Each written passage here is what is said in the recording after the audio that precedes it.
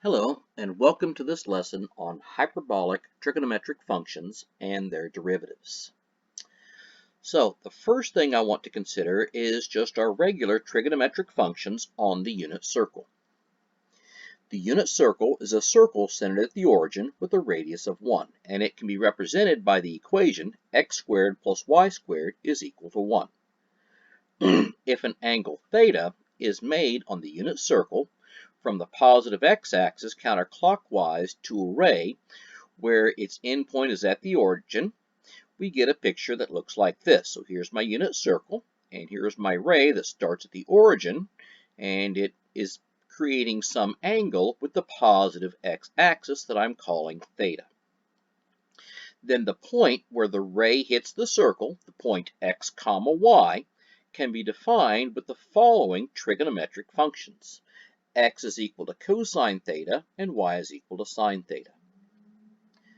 Now let's consider the following hyperbola, also called the unit hyperbola. So this equation describes the unit hyperbola. It is x squared minus y squared is equal to 1. And when you graph it, you get this hyperbola. So now what we're going to do is we're only going to look at the right half of the graph, and then we are going to draw a ray from the origin, where its endpoint is at an origin, and we're going to look at where that ray hits this point.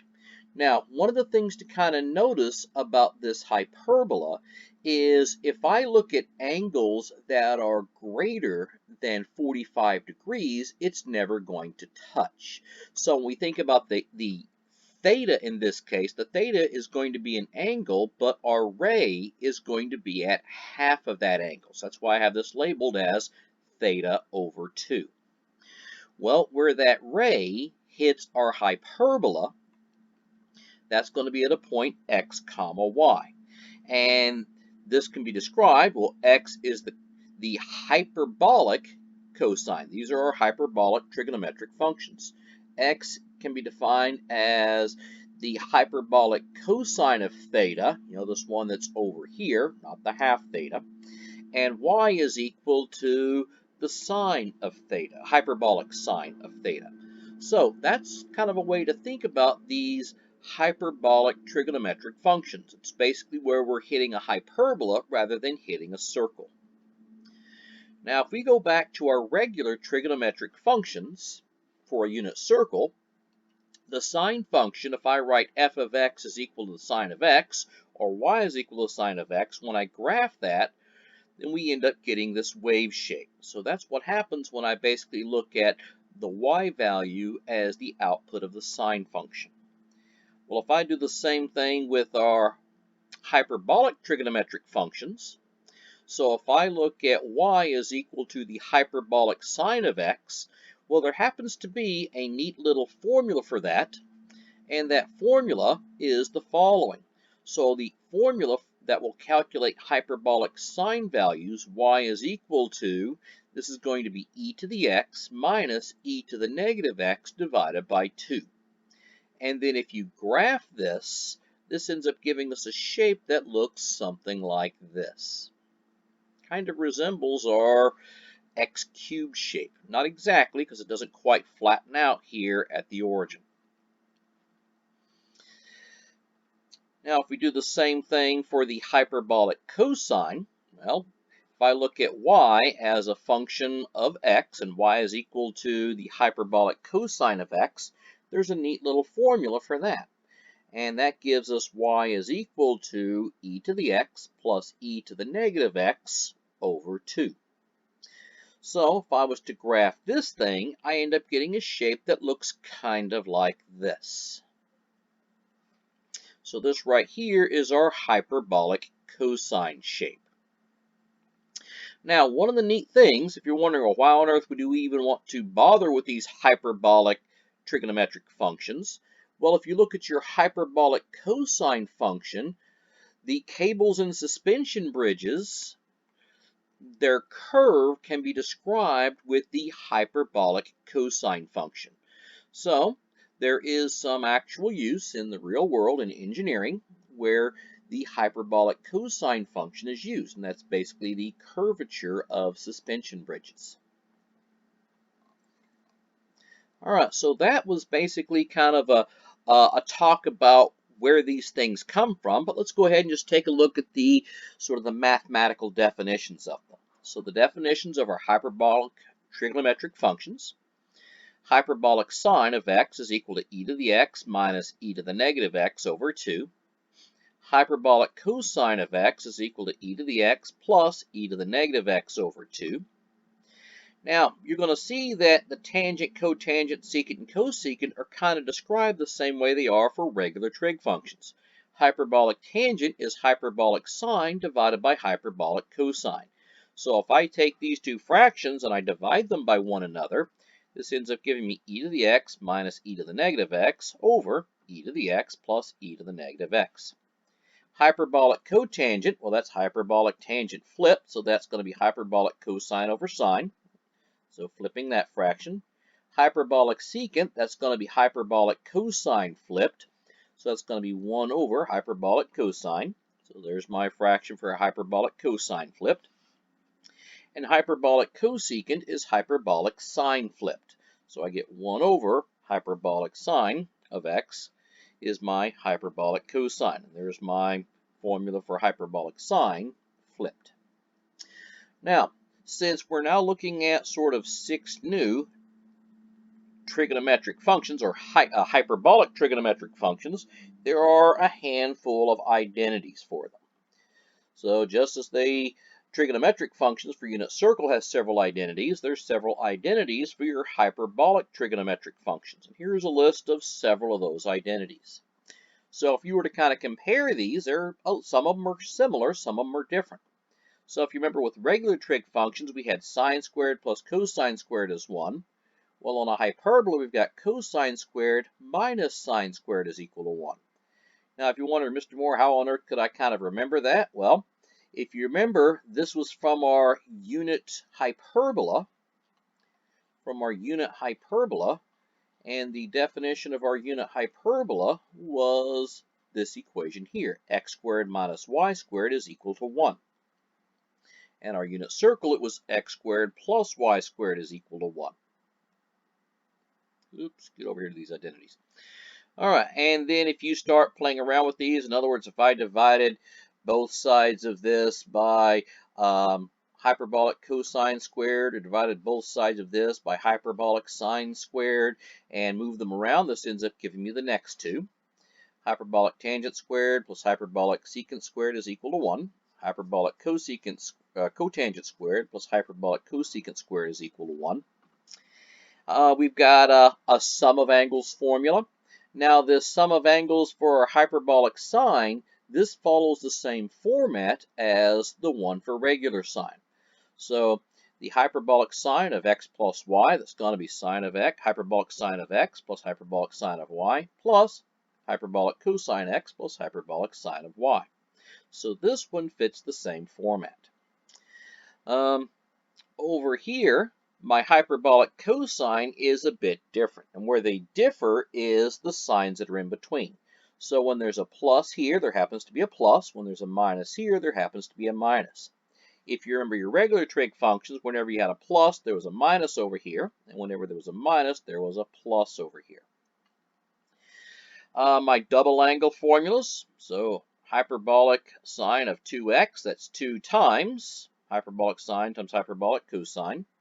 And my double angle formula for hyperbolic cosine.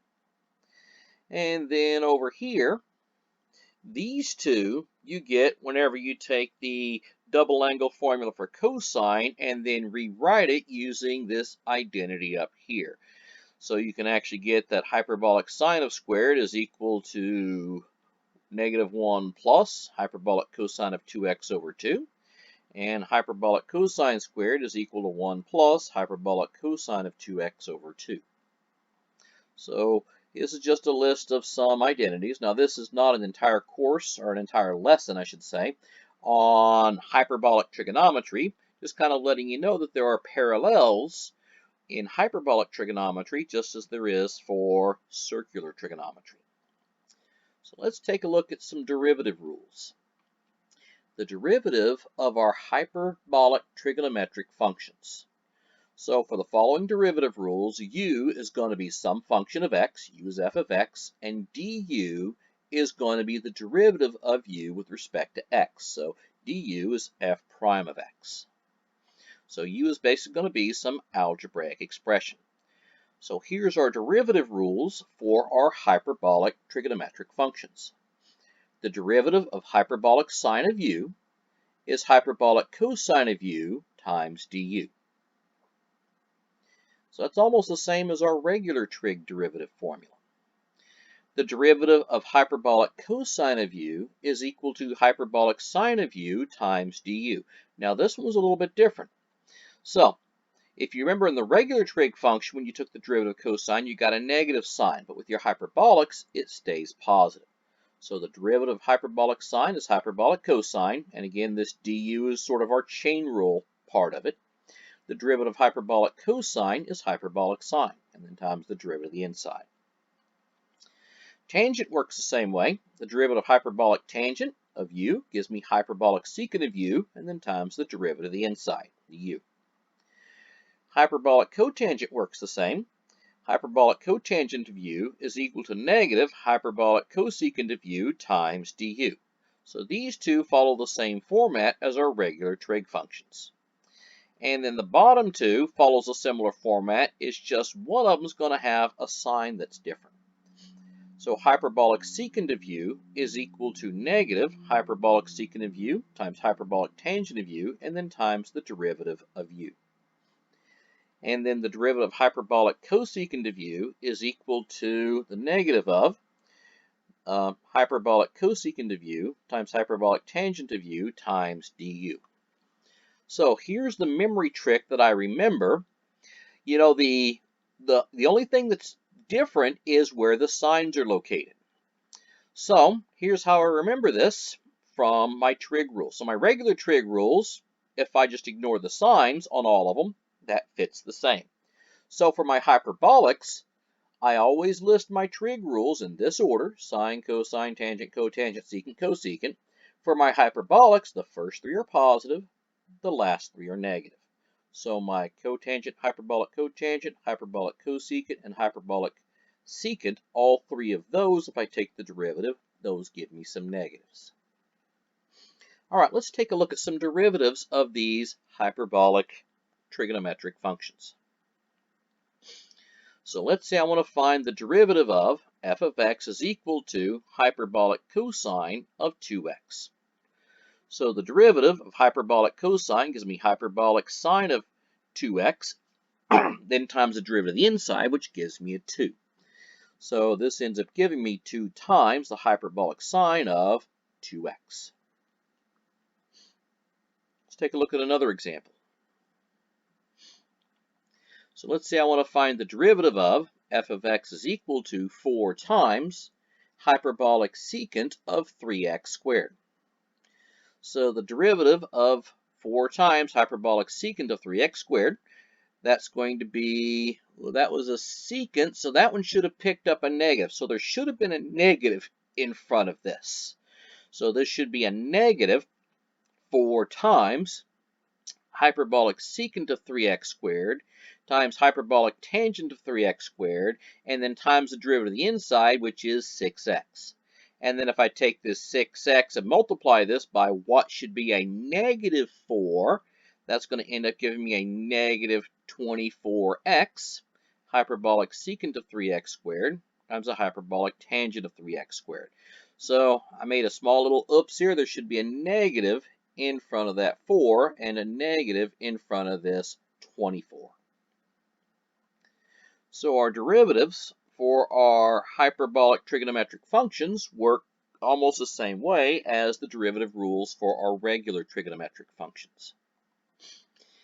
Now let's take a look at inverse hyperbolic trigonometric functions. So if we take a look at the hyperbolic sine function, y is equal to hyperbolic sine of x. Now if you remember hyperbolic sine of x, y is equal to e to the x minus e to the negative x over 2.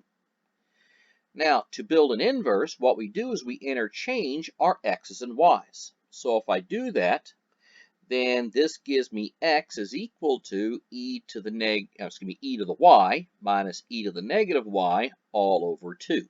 So this equation here represents the inverse of my hyperbolic sine.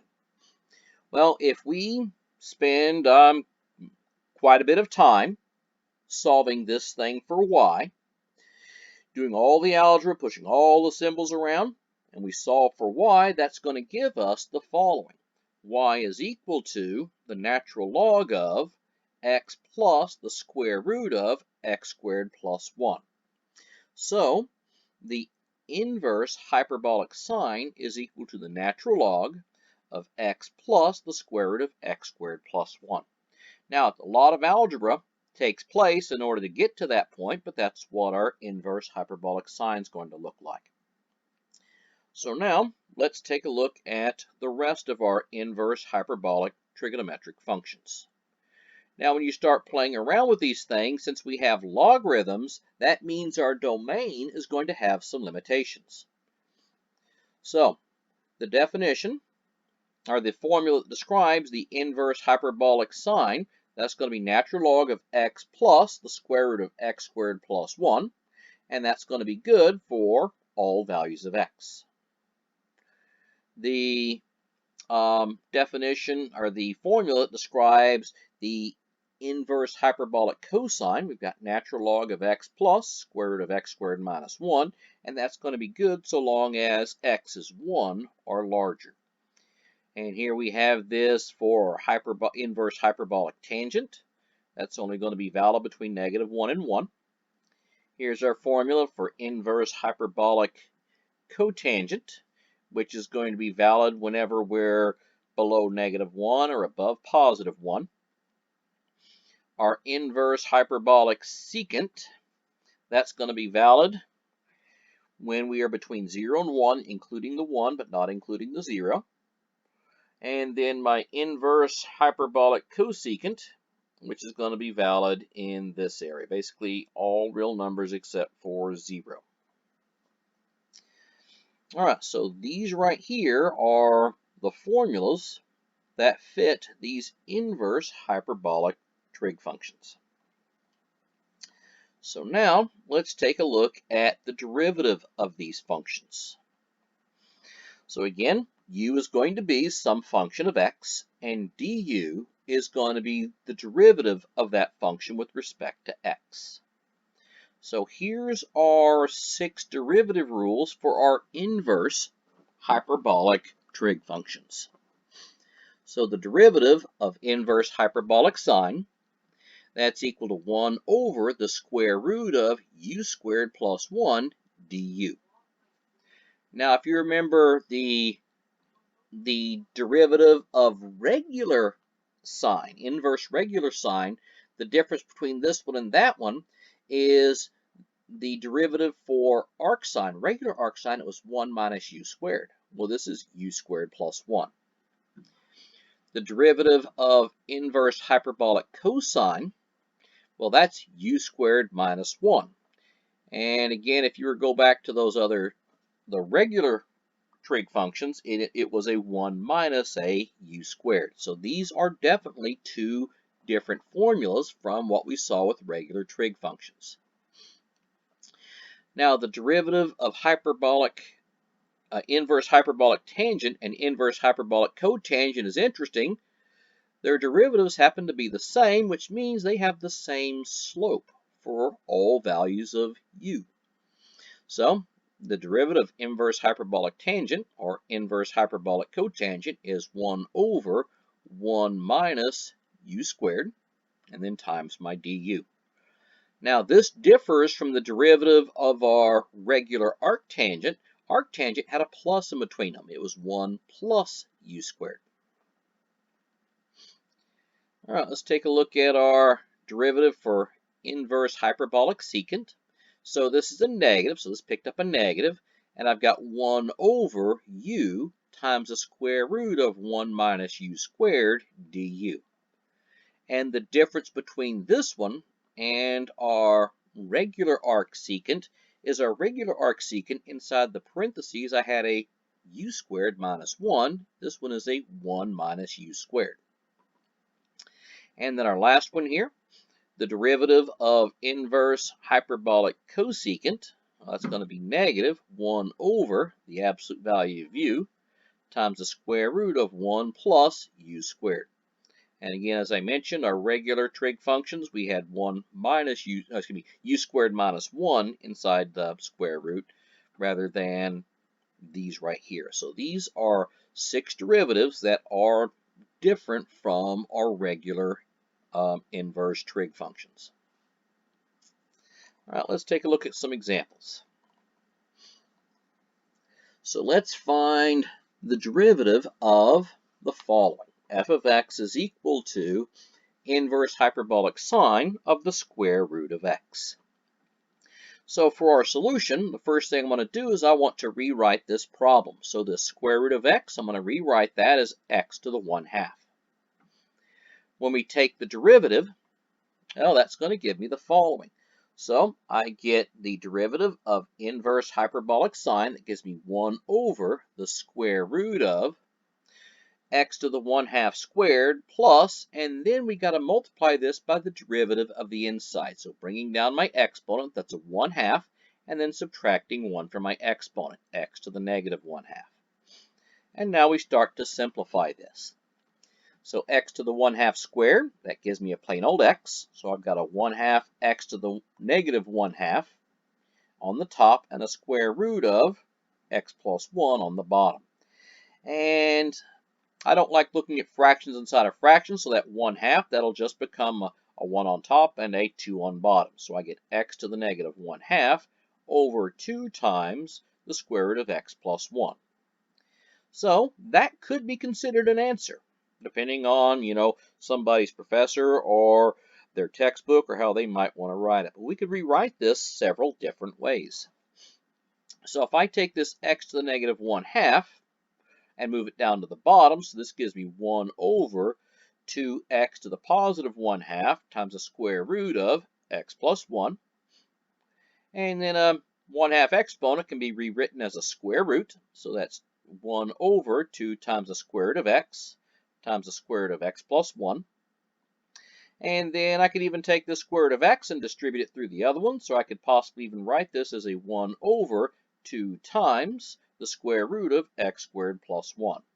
So which one of these would be correct? Well, all of these are equivalent to each other, so you could really call all of them correct. So there are many different ways to write a correct answer. Let's take a look at the second example. All right, so find the derivative. I've got f of x is equal to inverse hyperbolic cosine of 3x. All right, so my solution. Taking the derivative, this gives me f prime of x is equal to 1 over 3x squared minus 1 times the derivative of the inside, which is a 3. This one doesn't have a whole lot of simplifying, so the 3 goes on top, and 3x times 3x gives me a 9x squared. So the answer here is a 3 over the square root of 9x squared minus 1.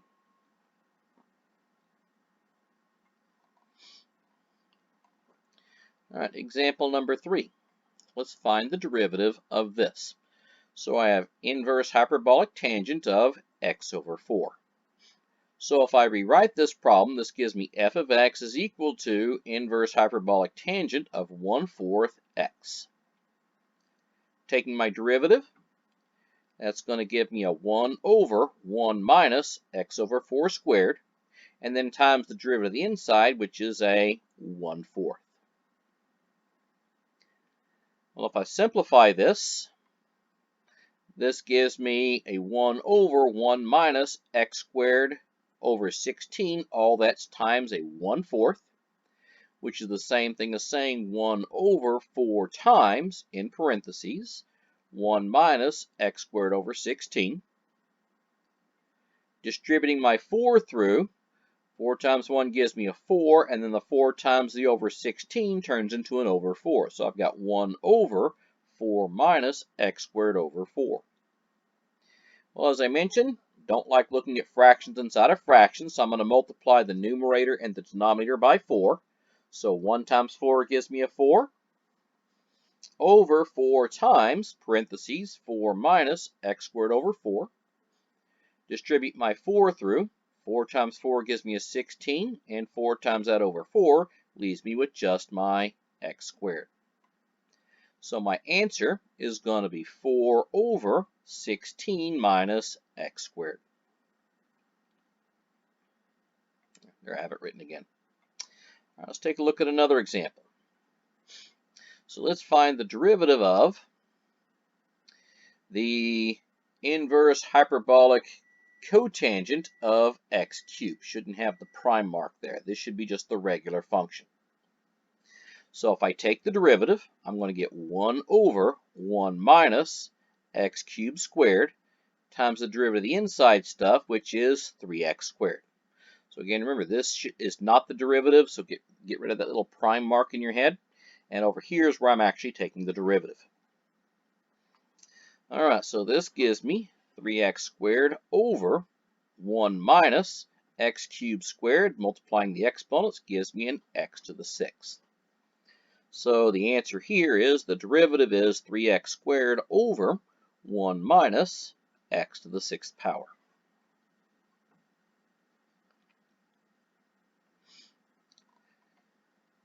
Let's take a look at another example. All right, so I want to find the derivative of f of x is equal to inverse hyperbolic secant of 5x. All right, so taking my derivative, I get a negative 1 over u, which is 5x, times the square root of 1 minus u squared, so it's going to be 5x squared, times the derivative of the inside, which is a 5.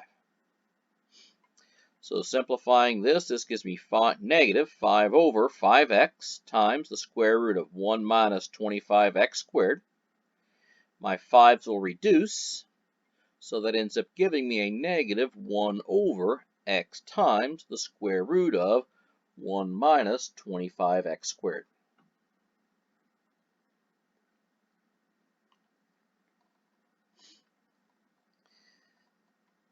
And let's take a look at one final example.